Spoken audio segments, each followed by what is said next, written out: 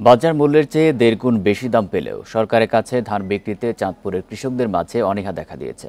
অ্যাপসের মাধ্যমে আবেদন করতে না জানা, পরীক্ষার ঝামেলাসহ নানা বিষয়কে কারণ হিসেবে তারা তুলে ধরছেন। খাদ্য অধিদপ্তর বলছে, কৃষককে সচেতন করতে তারা নানামুখী চেষ্টা করছে। কৃষক উদ্বুদ্ধ না হলে ধান সংগ্রহের লক্ষ্যমাত্রা পূরণ হবে না। দেশের ১ নম্বর গ্লুকোজ ব্র্যান্ড গ্লুকোম্যাক্স টি একই এনার্জিতে এলো নতুন প্যাকে।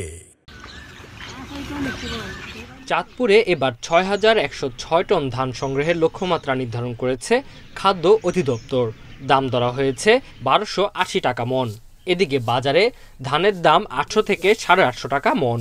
এরপরও সরকারের কাছে ধান বিক্রিতে অনীহা দেখাচ্ছেন কৃষকরা। তারা বলছেন, অ্যাপসের মাধ্যমে আবেদন করতে না জানা, পরিবহন খরচ, পরীক্ষার ঝামেলা, টাকা পেতে দেরি হওয়া, এইসব কারণে তারা সরকারি গুদামে ধান দেন না। আমরা এই সম্বন্ধে বুঝি না, ধান বিক্রি করতে পারি না আর কি, না জানার কারণে। ধান শুকাইছি, শুকিয়ে নিয়ে আবার দিছি, দেওয়ার পরে ব্যাংকে স্পোকেন দিছে, ব্যাংকে গেছি, টাকা নাই, আমরা ফান্ড প্লেস হয় না, আমরা পড়া হিসেবে টাকা নিয়ে ধান হয়। যদি মোটামুটি যে পরিষ্কারটা করি, ওই পরিষ্কার যদি এমনি ধান নেই, তাহলে দেখা যাচ্ছে কৃষকও কিছু লাভবান হইব আর কৃষকে কিছু পাইব। জেলায় এরই মাঝে অ্যাপসের মাধ্যমে আবেদন নেওয়া হচ্ছে। তবে আগের অভিজ্ঞতা থেকে খাদ্য অধিদপ্তর বলছে, লটারি শেষে যেসব কৃষক নির্বাচিত হন তাদের কাছে লক্ষ্যমাত্রার ১০ ভাগ ধানও থাকে না। এদিকে কৃষি বিভাগ বলছে, গুদামে ধান দিতে তা ভালোভাবে শুকাতে হবে। উপজেলা পর্যায়ে দপ্তর যেগুলো আছে, উপজেলা খাদ্য দপ্তর থেকে বা এলএসডি সহ এগুলো আমরা লিফলেট বিলি করি এবং মাইকিং করি, যাতে আমাদের সরকারি এই যে খাদ্যশস্য সংগ্রহ টার্গেটটা আমরা ফুলফিল করতে পারি। এটাই আমরা প্রতি বছর করে থাকি। ধান প্রদানের পূর্বে উপযুক্ত পরিবেশে ধানকে ভালোভাবে শুকিয়ে নিতে হবে, যাতে খাদ্য গুদামে নিলে আর্দ্রতার কোনো সমস্যা না হয়, এবং ধান পরিষ্কার করে যাতে ধান সরবরাহ করে, সেক্ষেত্রে আমরা কৃষকদেরকে পরামর্শ দিচ্ছি। তাদের হাতে ধান থাকা অবস্থায় সংগ্রহ অভিযান পরিচালনার দাবি কৃষকদের। Independent news. এ নিয়ে আরও জানাতে চাঁদপুর থেকে যুক্ত হচ্ছেন সহকর্মী মনিরুজ্জামান বাবলু। বাবলু, কৃষকরা যেসব সমস্যার কথা বলছেন সেগুলোর সমাধানের কোনো উদ্যোগ নেওয়া হচ্ছে কিনা? কৃষি বিভাগ বা খাদ্য অধিদপ্তর কোনো সহযোগিতা কি করছে?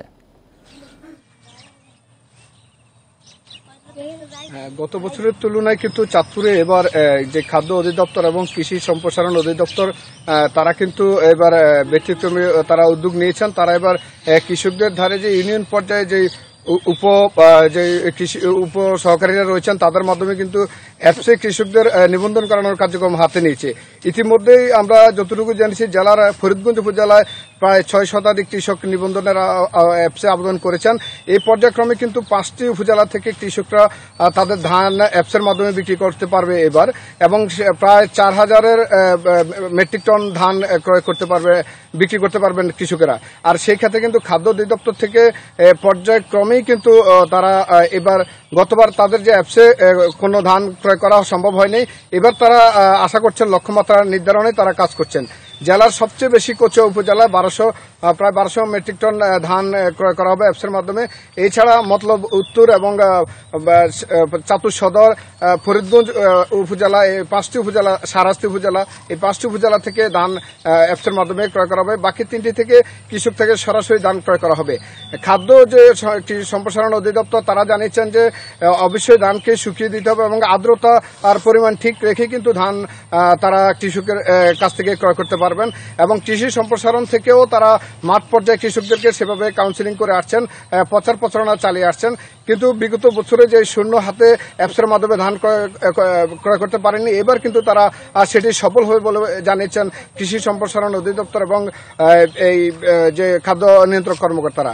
কিন্তু কৃষকরা দাবি করছেন তারা বিভিন্নভাবে হয়রানি হচ্ছেন এবং তারা বিভিন্ন কর্মকর্তাদের কাছে নাগাল পেতে তাদের কষ্ট হয়ে যাচ্ছে। এক শ্রেণীর দালাল চক্র কিন্তু ব্যবসায়ীদের মাধ্যমে ধান ক্রয় করে বেনামে তারা ধান বিক্রি করছে কৃষকের খাদ্য দপ্তরের কাছে।